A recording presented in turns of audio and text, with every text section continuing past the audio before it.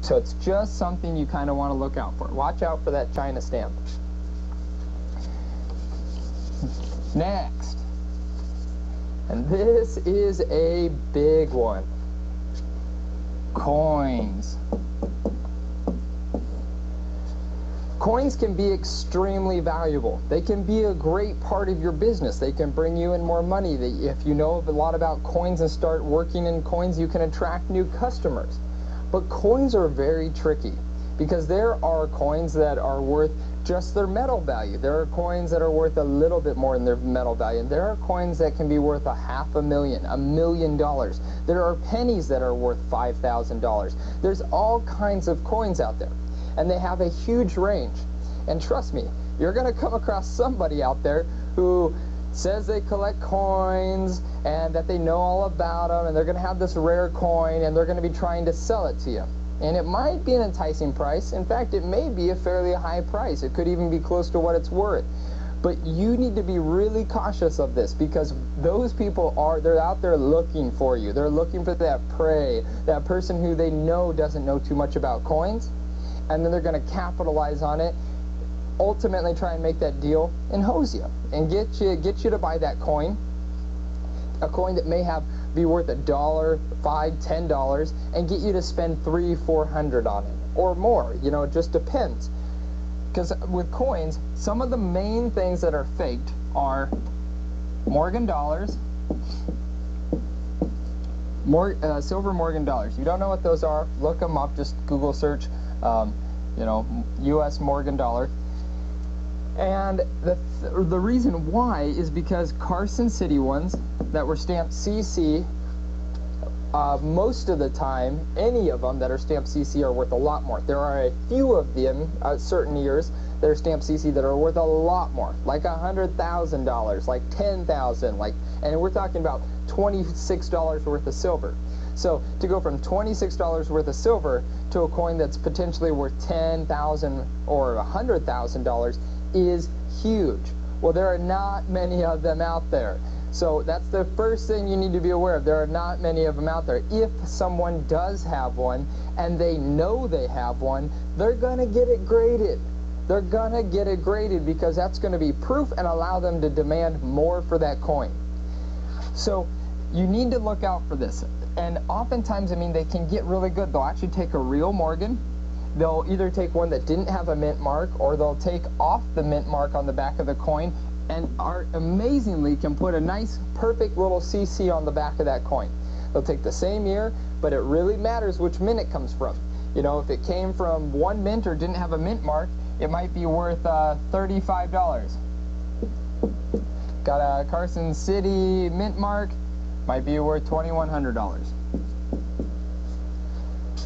2,100 bucks, even 2,000 bucks is worth it to that crook to sit down and spend some time trying to forge this coin and make it look like something it isn't. So this is one of the things you want to look out. Morgans are faked. That's probably what you're going to come across most. You might find some other U.S. silver dollars that are faked. You might find there are a few rare international silver coins. A lot of them are silver. Nowadays, you can find a lot of articles on the internet talking about how gold coins and gold bullions being faked as well, using tungsten as the inner metal because it's roughly got the same weight and density as gold, and they put a fairly thick layer of gold on the outside to fool people. But if you try to cut them in half or something, or if you went to destroy them, they really only had like 1/4 the amount of gold. So these people are selling them for $1,600 an ounce, and they only put $400 worth of gold into them. You know, sure, it's a little bit of effort and time, and so on the first couple you probably made 800 bucks. But you start doing enough, you're going to be making an extra 1,000, 1,500 bucks on every single coin. That'll really add up. So like I said, coins, gotta watch out for them because they're fake. So what I suggest with coins is going to a coin shop, and they got 2 books out there that at any coin dealer they're going to have at least one of them, and they're literally just like if you go in there and say I'm looking for the blue coin book, this is the one they may or may not have. The reason why, the blue one is dealer prices, what the dealer should be paying for these coins. And the way it works is in the book, it'll have like you know, your Morgan dollar or whatever, and let's say it'll be 1887 Morgan, this year, roughly this quality, a dealer should pay this. Now this is the book that not all of them will have out there because they don't want you to know what they're going to pay, or you know, they might want to pay you lower than that. The other one is the red, and they will all have the red. It's a simple book. It only runs about $12 to $14. It's not very expensive. You can find it online, and you know, I don't actually even know the name of mine. I just have the book because I always buy it in person and just go in there. Any coin shop has them sitting around, and they always get them updated. So it's something good to get because they have pictures. They tell you what the different grades are worth. They show you all the different coins you can be looking out for. Anything from pennies, large cents, dimes, quarters, half dollars, dollars, gold bullion, $10 gold, everything. I mean, really practically everything is in these books. So this is something you're going to want to get so that you can learn a little bit more about coins and have at least some knowledge. And if someone calls you and you have one of these books, even if you don't know much about it, if someone calls you about a certain coin, you can at least sit down right there, open it up, look in, and see if that coin's even worth something. You know, you'll start to see that in the book. A good majority of the coins are pretty much worth their, basically just a few bucks over their metal value. You know, a lot of Morgans, depending on the price of metal, are worth 30, 35 bucks, according to the book.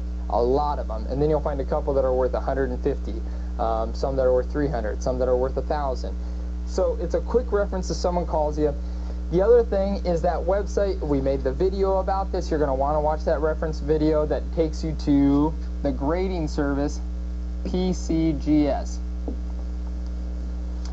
They're really the main grading service. There's another one called NGC. They're good. PCGS is better. If you have a PCS graded coin, you're going to get more for it than an NGC graded coin. Just kind of the way it is.